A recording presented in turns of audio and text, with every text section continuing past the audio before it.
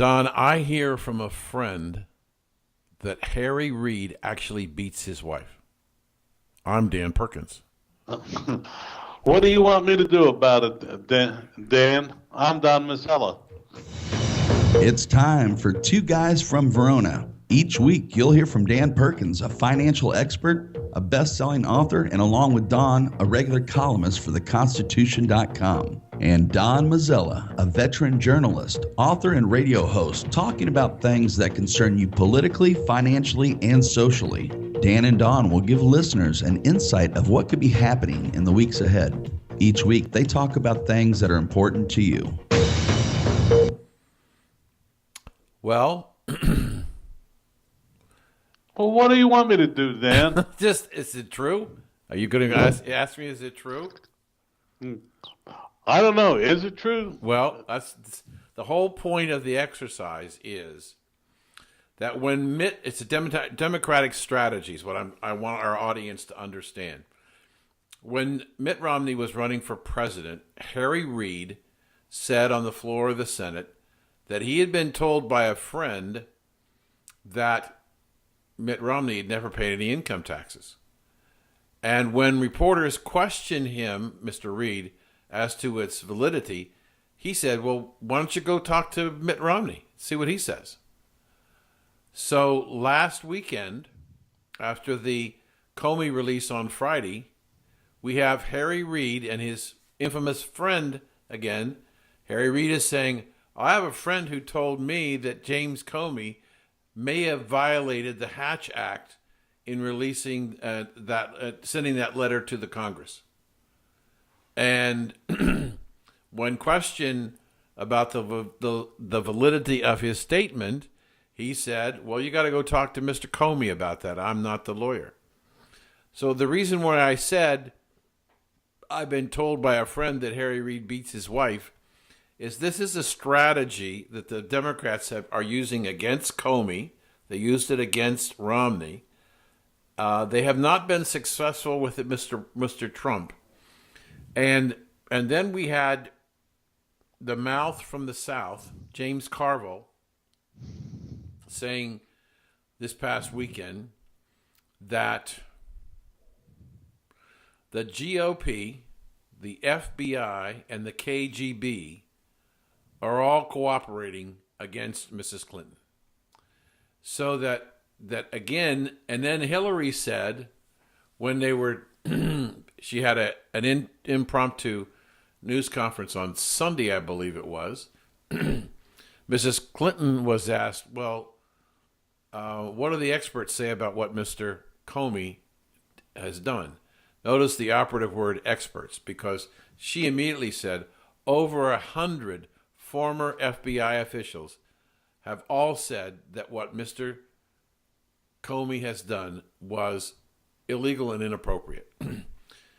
Nobody questioned her. Oh, by the way, Mrs. Clinton, can you give us the names of the 100 experts? No, she didn't give them the names because she wasn't about to give them the names because she didn't have the names.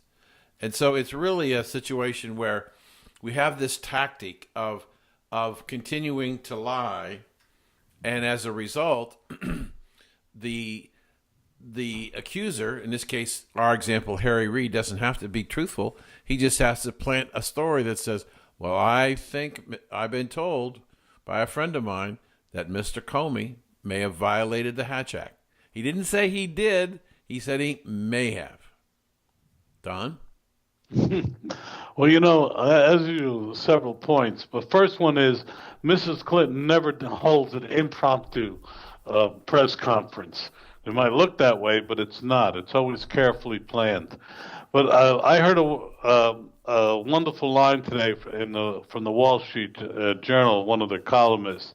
They said of Mr. Comey that he's always on the right side of the Washington insiders and the wrong side of justice, which I thought was a very, very apt term. I have to think about that one. Say that again. He's on the right side of the Washington insider, the Beltway, okay, and the wrong side of justice. So he's a political hack who follows the party in power, or always the Democrats? It seems to follow always what's current in Washington. There is a certain breed of it's a very interesting piece. There is a breed of Washington operative that always seems to come down on the right side of issues and move upward and upward from disaster to the disaster. And in this case, Mr. Comey, who was in the Bush administration, who was in the Clinton administration, and is now in the Obama administration, he's done rather well for himself. I don't know whether he's done well for the nation. That's for us to find out in the coming months. Because make no mistake, Dan, unless this new investigation comes up with something, and I think they will, and it turns out that it was a false alarm, he really has egg on his face. And I think he's too much of a Washington insider to let that happen. I think he knows that whatever's going to come out, whether it's now or later, it's going to be damaging to Clinton, and it's certainly going to cost any role for her erstwhile second daughter in the next administration, because I don't think she could pass a congressional hearing, particularly in the way she handled things. It's a sad state of affairs, and it's going to get worse. I'm going back to you, Dan. I'm trying to figure out here. WikiLeaks released today transcript of emails going back to the Clinton administration, where Comey was the attorney for the U.S. District Court, Southern District Court in New York, I believe, at the time. And he had spent some 4 years reviewing pardons. And one of the pardons that he reviewed was Mark Rich's pardon, which was quite controversial at the time. And he's reported in the WikiLeaks emails that he personally believed that the Clinton administration did not follow the proper protocol in vetting the pardon for Mark Rich, that his wife, who made significant contributions to the Democratic Party, was able to orchestrate the the pardon for Mr. Rich, but he called into question whether or not it was done properly. And so everybody in Washington called into question that particular pardon. Mark Rich is one of the most despicable financiers of the 20th and 21st centuries. He's a despicable person, and I wish he would sue me, because so much would come out in court. But anyway, and it's reported in Washington from a friend of mine, and you can go check with them. But part of the price of his pardon was his wife sharing an interlude with the president. So in the Lincoln bed. But then again, that's what my friend said, not me. Oh, so we have to go ask Mrs. Rich to verify that, because Mr. Rich is, I guess, died in 2013. Unbelievable. Well, you can't libel a dead person, at least while he's not in New Jersey. But wow. So we're having fun here, but it's unfortunate. The nation is suffering. We have, it's very interesting. The more you look at Hillary Clinton, the better Donald Trump looks. Isn't that a sad commentary? Here's a woman.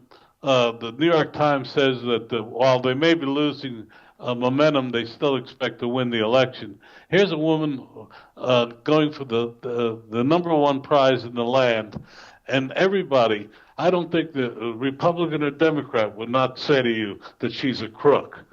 It's really sad. Well, it may be sad, and as we heard on our afternoon show with the pastor from Minneapolis, who was saying that are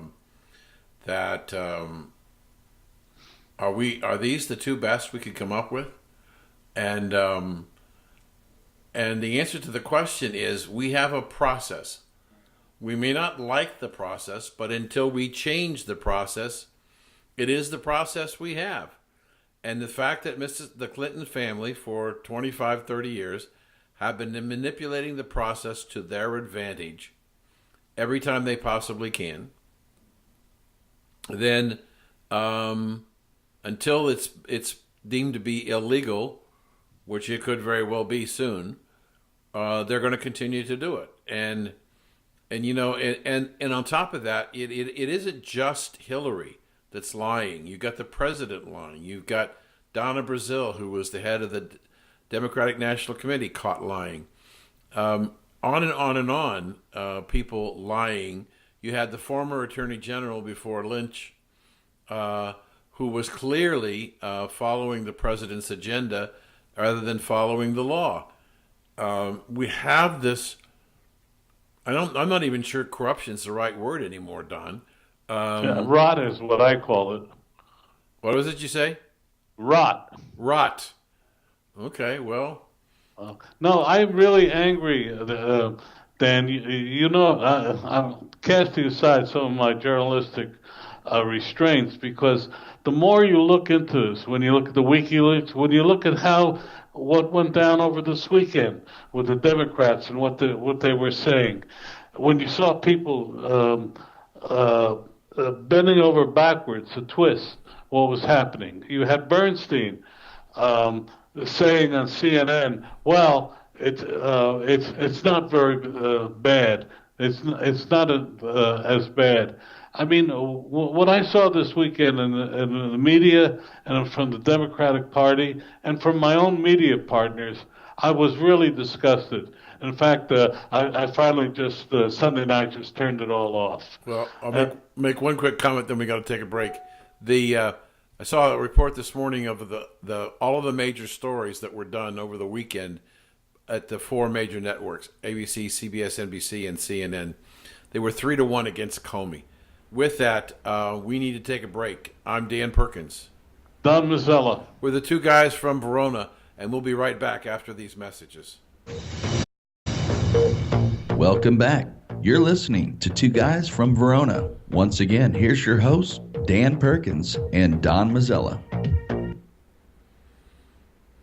You know, Dan, we're talking about liars, but I think the biggest lie of the Obama administration, and there have been some real whoppers, is if you like your doctor, you can keep him, and if you like your insurance, you can keep that too, your health care insurance. Right. You know, as you well know, Obamacare, even my local paper, the Bergen Record, admitted today that it's in a death spiral, that it's going to require significant action by Congress and by the president next year to save it.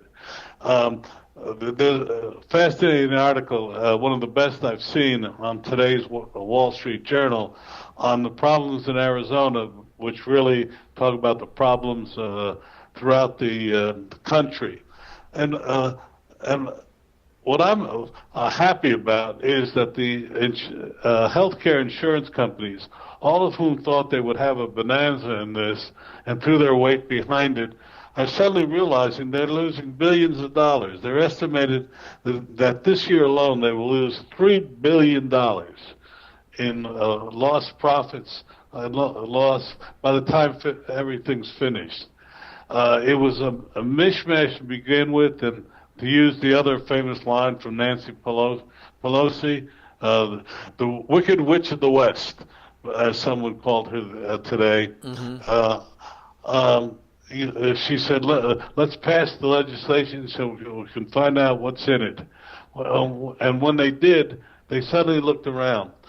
Actuaries were lost when they did all of their figuring, and then turned it over to the management of healthcare companies. And the management, I'm told, of several major companies looked at them the first year of Obamacare, the second year and the third year, each time tossed their actuarial numbers out and went for lower numbers. Well, that didn't work out so well. They're losing millions of dollars, and by the time it's over, like I said, by the end of 2018, which is the earliest we can fix Obamacare, the insurance companies will lose $3 billion. The federal government will lose up to 10 to $12 billion, and the American people will themselves be out almost $10 billion in additional premiums. All of this because President Obama wanted to actually drive us to a single-payer system. It's sad, and I'm angry about it. I'm really angry tonight, so you better be careful with me. I may violate some rules, because everything that we said 6 years ago is coming home to roost, and Hillary Clinton does not deserve to be president. Back to you. Well, okay, let's take a look at a couple of things. First of all, when the Affordable Care Act was being drafted and being put together, the representation was, again, this is another Harry Reid misdirection on the part of the Democratic Party. And there are two of them that are going on. One of them was called global warming, which changed to climate change. And then the other one is that there were 47 million people in this country without health insurance. But the media and a lot of other people interpreted that there were 47 million people in the United States without health care. But the administration didn't do anything to correct the misnomer. They left it alone. So 47 million people were without health insurance in the country. Now, the latest number that I saw, and we're now in the new enrollment period, the latest number I saw was there are about 20 million people enrolled in Obamacare. And 83% of those people are on some form of subsidy, amounting to $28 billion in the 2015 to 2016 fiscal year for the government. There's a study that says by 2025, unless something is changed, Obamacare will be over $1 trillion annually. Again, when the congressmen and senators passed Obamacare, they didn't pay any attention to, as you said, the actuarial studies. They didn't pay any attention to what the long-term implication was in terms of budget and possible budget deficit. Going to a single payer, and it's interesting what I see.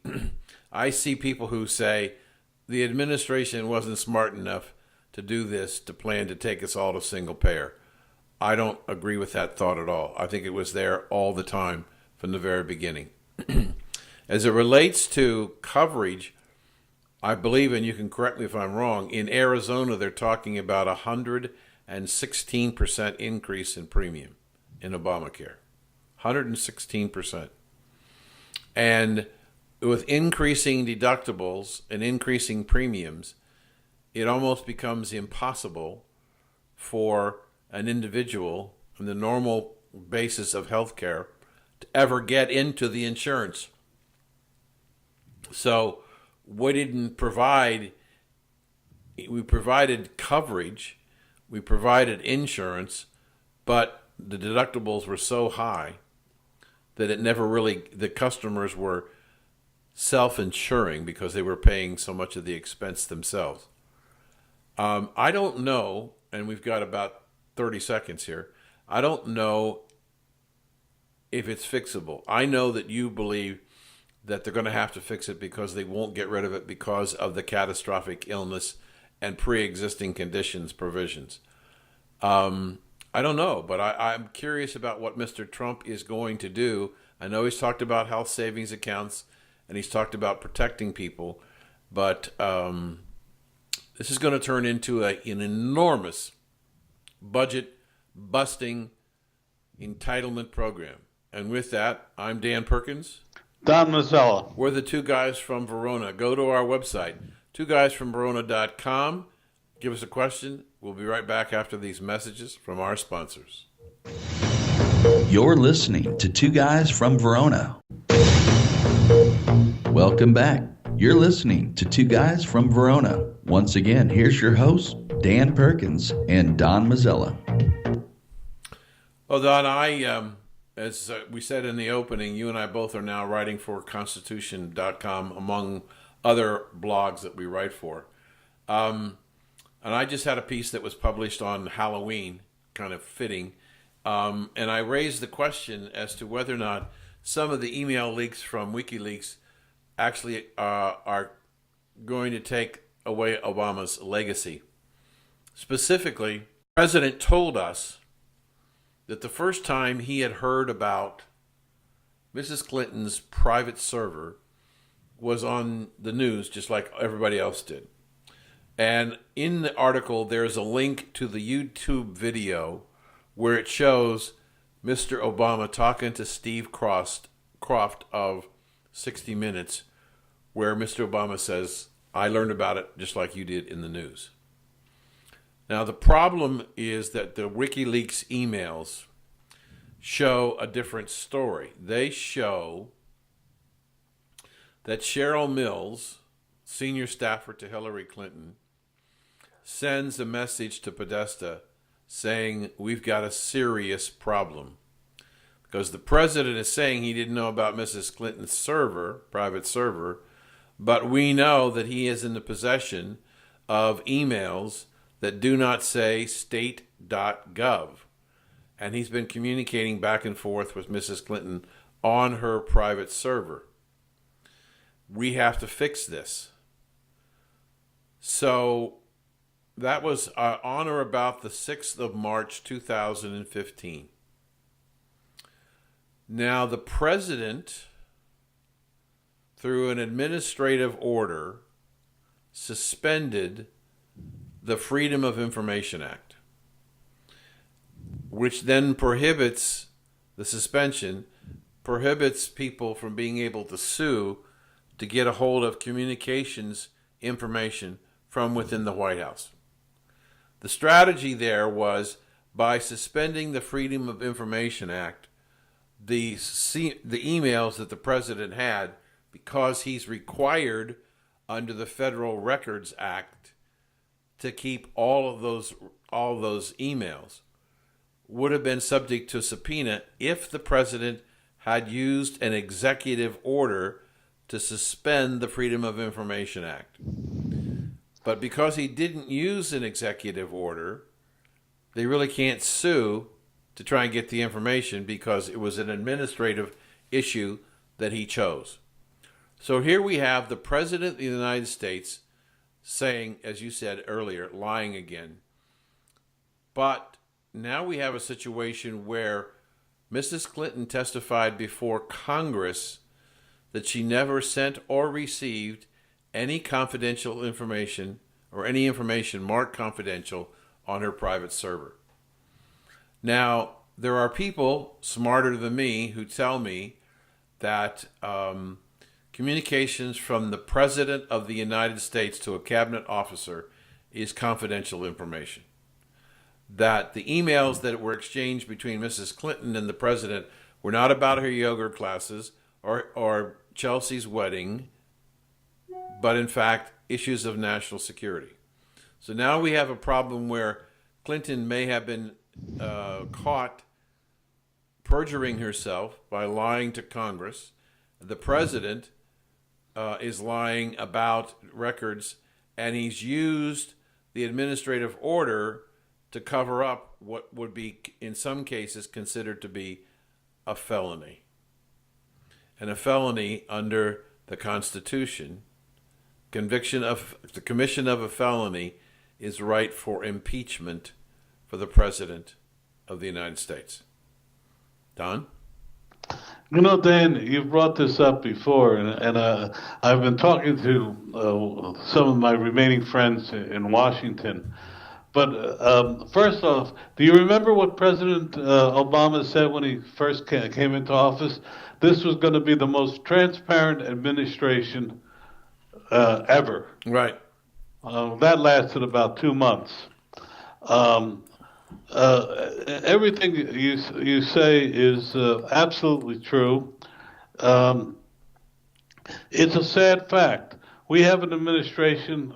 They can still talk about how President Bush II, quote, lied to the American people.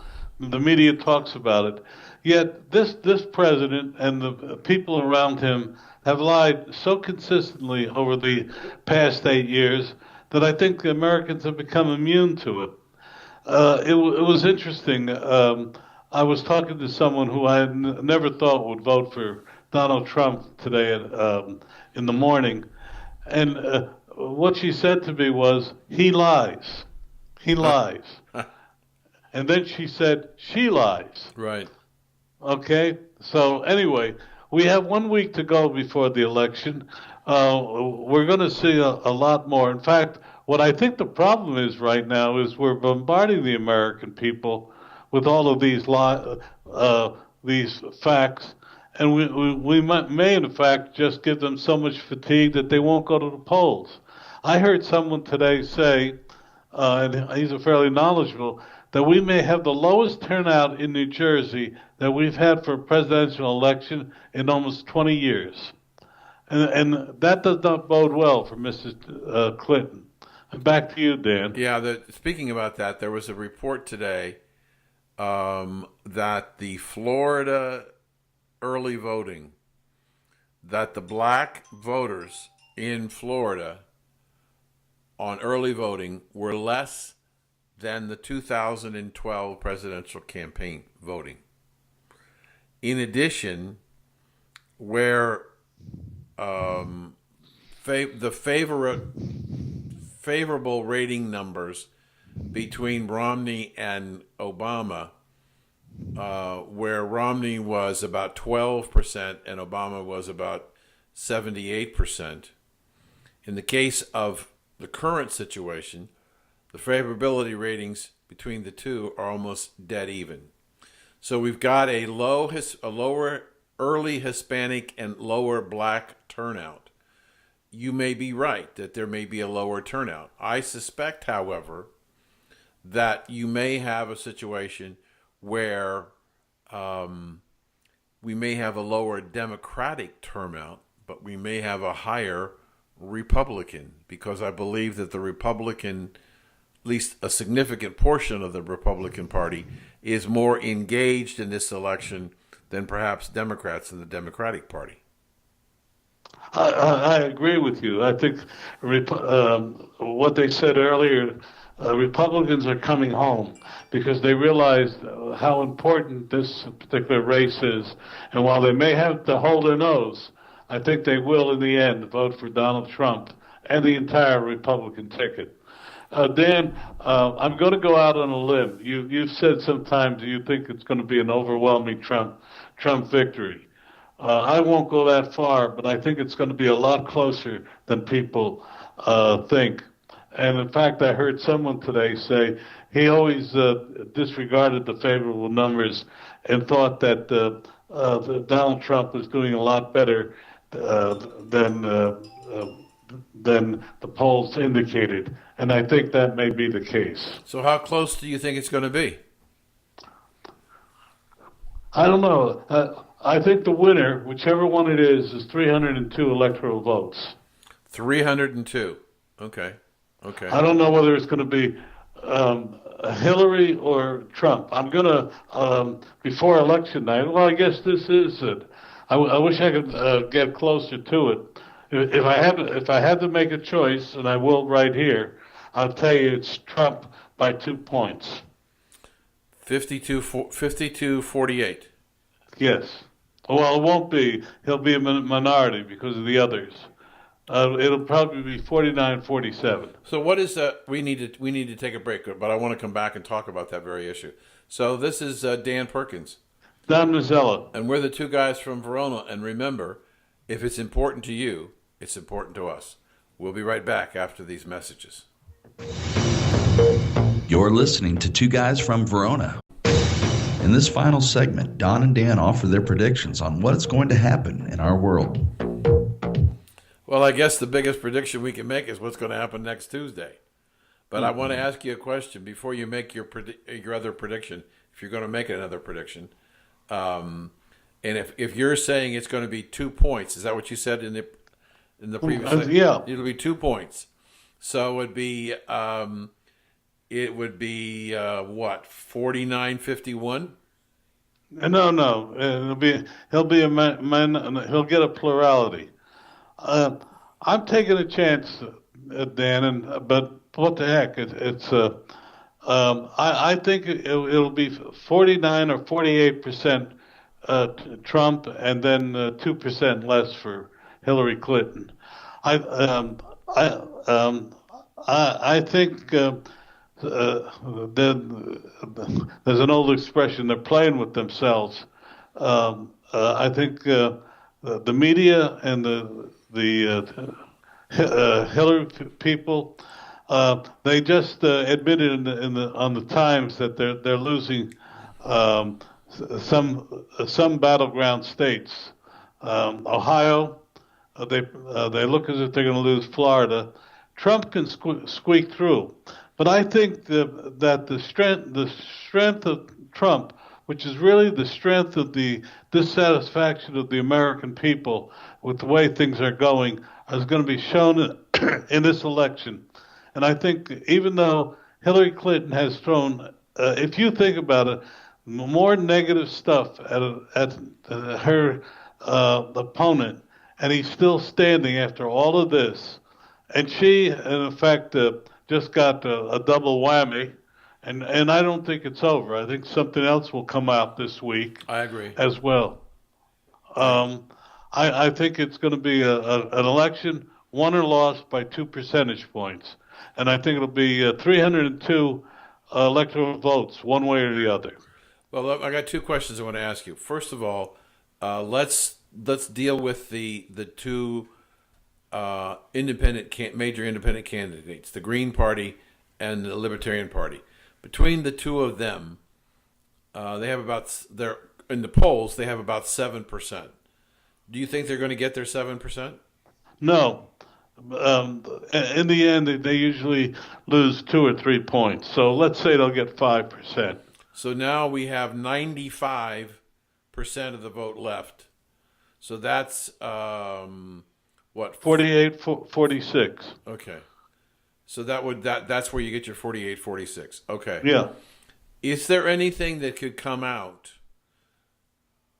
No, let me rephrase that. Do you think it's possible that there's something that could come out from WikiLeaks, because I don't see it coming out of the government, that would come out of WikiLeaks, and they purportedly today, not they, but there's rumors that they have all 30,000 erased emails that they may in fact release at one time. Is there anything that could come out that would dramatically skew your 48, 46 number? No, because I think the nation is just about tired of all of the leaks, etc. The only thing that could really move the needle right now is if they can show emails where she is, in effect, saying if they give $1 million to the foundation, the U.S. government will do this. Mm-hmm. That's the only thing that will change, and I have to believe in all of those documents. There is something there that can be inferred from that. Mm-hmm. And the comment from Uma that I have no idea how those 650,000 emails got on my husband's laptop. That's credible? Of course not. But what it is was his. You know, someone said to me, "You forget this. There's also a divorce going on in this," And someone said to me, haven't you ever heard of a divorce case where the husband starts building a case for a good settlement, or the wife for a good settlement? He probably figured out a way to download from the cloud all of her emails, and I think he's just perverted enough that he was glad to see the government take him and find it, because that way he could really get back at his wife. We all forget one thing. Both of those people are human, and you and I both know in divorces, a lot of things are done that you would never think possible. So I think he did it and didn't tell her that he had them. But as I understand, what happened is that they were investigating him for his sexting with the minor child in North Carolina. Right. North Carolina. And while they were quote, this is the way it's been reported that I've heard it. You may have heard it differently. While they were looking on his computer to find his sexting messages, they just happened to come across 650,000 emails. Right. The metadata, which tells you what's on the various thing, and they looked and said, "Oh, here's another big." That file probably stood out when they turned it on and put the metadata in there. I don't know about you, but you can look on my system and see that I've got 4,000 deleted messages, which I don't want to delete because I may need them in the future. Mm-hmm. If you delete it, it doesn't necessarily mean it comes off of your um, uh, laptop. And she admits that she never deletes her emails. Who? Uma? Uma said she doesn't delete her emails. Okay. And the other part of it is, it's still unclear to me. Maybe you heard it differently, but whose laptop was it? Hers or his? Well, what I've heard is that it was joint custody. They both used it. Yeah. Well, which is the dumbest thing going? I would never. Well, my wife wouldn't let me use it. I'm too sloppy. And your wife has your own. I mean, that's a little strange, especially when you are the top aide to the Secretary of State. You're sharing a laptop. I think myself, if you ask me, that he deliberately downloaded them so he have something on her. Wow, I hadn't thought about that, but that's something to consider. It's divorce. You know that. I Yeah. mean, you haven't been through a divorce, but No. you know, you're lucky. Trust me. Okay. All right. Hey, let's talk about your new book. Let's talk about something happy for a change. I would love to. My new book. I just got a note since I spoke to you at 5:00 from my publisher that it's going to be available on Amazon and Barnes and Noble real soon. They took my proof order this afternoon to get me some copies. I wrote the book. The title of the book is Peter the Little Irish Seal. It's based on Celtic mythology, where there are certain kinds of seals that are called selkies, and they have the ability to shed their skin and become human, and they can marry humans. And if they keep their skin and they hide it, if they want to, they can come back into the water and become seals again. It's a story about a relationship between Peter and his mother, Mama Kim, as he's 3 days old and grows and develops to become a seal. And she teaches him about life, how to be a seal, how to swim and dive, and how to feed himself. But she also begins the education of understanding what he's about as a selkie. I wrote it for a couple of reasons. I wrote it because my newest grandson, middle name is Ronan. His mother is Irish, and Ronan is Celtic for little Irish seal. So I was infatuated with the story as I studied it more. But my son and daughter-in-law have been back to Ireland a number of times, and they've told me as they come back how the Irish natives are very concerned about the destruction of their culture and their history as the Muslims come in and take over. And so I decided that I needed to write this story for a gift for grandparents to give to their grandchildren to understand part of their Celtic history and heritage. The story of the little Irish seal goes back to the 6th century. And I decided to write this book, and I'm going to write some more in the series, to create a bridge from grandparents and Irish culture to the grandchildren so that they can remember who they are and where they came from. The book will be on Amazon and Barnes & Noble, and you can also order it at the Friesen, Frisen, press.com bookstore. And we're going to do a special offer probably between Thanksgiving and Christmas, when we're going to allow a package that will be the book and a baby harp seal. White harp seal will be the package that they can buy and give to their grandchildren for Christmas. So we're out of time. So go to FrisenPress.com, Dan Perkins, Peter the Little Irish Seal. And with that, I'm Dan Perkins. Well, Dan, we have another minute. I just want to say two things about it. First off, you know what they say, parents discipline and grandparents spoil. Yeah.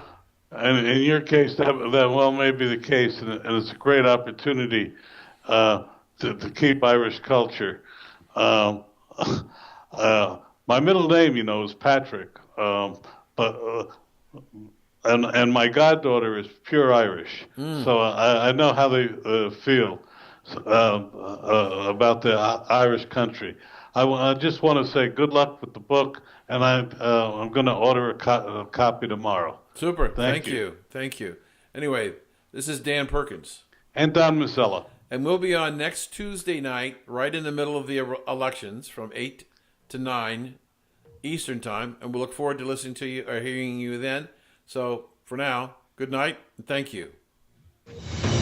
You've been listening to Two Guys from Verona. Please go to their website, twoguysfromverona.com. You can watch past shows, review their commentaries, leave your questions or a comment. Until next week, have a great day, and remember to keep faith in America.